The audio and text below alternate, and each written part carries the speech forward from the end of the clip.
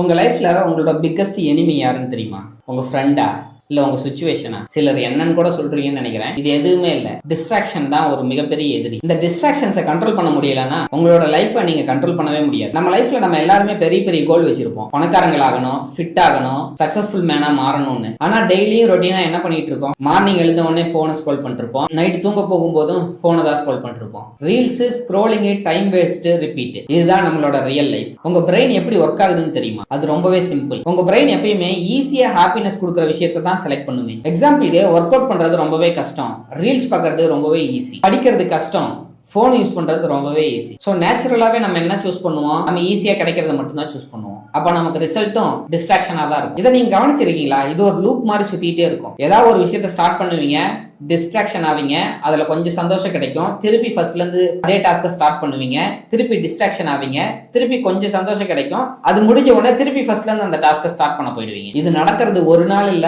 ஒரு வாரம் இல்ல, ஒரு மாசம் ஆனாலும் இதே தான் நடந்துட்டு இருக்கும், திருப்பி திருப்பி. கடைசியா நீங்க யோசிக்கும் போது என்ன இருக்கும்னு நினைக்கிறீங்க? சந்தோஷ் சுப்ரமணியம் படத்துலயாவது ஜெயம் ரவி திரும்பி பார்க்கும்போது பின்னாடி அவங்க அப்பா நின்று இருந்தாரு. நீங்க திரும்பி பாத்தீங்கன்னா அவங்க பின்னாடி போனு தான் சார்ஜ் போட சொல்லி கேட்டு அவங்க பின்னாடி நின்றுட்டு இருக்கு. உண்மையை சொல்லணும்னா இந்த டிஸ்ட்ராக்ஷன் உங்களோட டைமை மட்டும் இல்ல, உங்களோட ஃபியூச்சரையே ஸ்பாயில் பண்ணிட்டு இருக்கு. இன்னைக்கு சின்ன சின்ன சந்தோஷத்துக்காக டிஸ்ட்ராக்ட் ஆயிட்டு நாளைக்கு யோசிக்கும் போது பெருசா நீ எதுவுமே சக்சஸ்ஃபுல்லா பண்ணலன்னு நினைச்சு ரொம்பவே ரெக்ரெட்டா ஃபீல் பண்ணுவேன். Short term happiness equal to long term pain, short term discipline equal to long term success. So solution என்னன்னு பாத்தீங்கன்னா அதுவும் ரொம்பவே சிம்பிள் தான். போன் யூஸ் பண்றதை கம்மி பண்ணுங்க. டெய்லியுமே ஏதாவது ஒரு டாஸ்க்ல உங்களோட போக்கஸை கொஞ்சம் கொஞ்சமா இன்க்ரீஸ் பண்ணுங்க. எந்த டாஸ்க்னு கேக்குறீங்களா? உங்களோட ஃபியூச்சரை பில்ட் பண்றதுக்கு எந்தெந்த டாஸ்க் இருக்கோ அது எல்லாத்தையுமே பண்ணுங்க. பெர்ஃபெக்ட்டா இருக்கணும்னு இல்ல, கன்சிஸ்டன்டா ட்ரை பண்ணிக்கிட்டே இருங்க.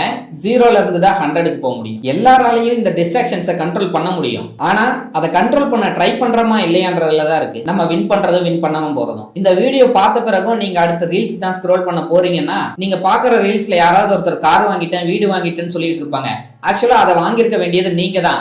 உங்களோட ட்ரீமை தான் நீங்க திருப்பி ஸ்க்ரோல் பண்ணி அடுத்த ஒரு என்டர்டைன்மெண்ட் ரீலுக்குள்ள போறீங்க. ஸோ ரீல்ஸ்ல பாக்குற விஷயம் எல்லாமே உங்க லைஃப்லயும் நடக்கணும்னா நீங்களும் பிராக்டிக்கலா எல்லாத்தையுமே ஸ்டார்ட் பண்ணிருக்கணும், டிஸ்ட்ராக்ஷன் இல்லாம. என்ன சொல்றேன்னு புரிஞ்சிருக்கும்னு நினைக்கிறேன். அப்புறம் நாளைக்கு பார்க்கலாம்.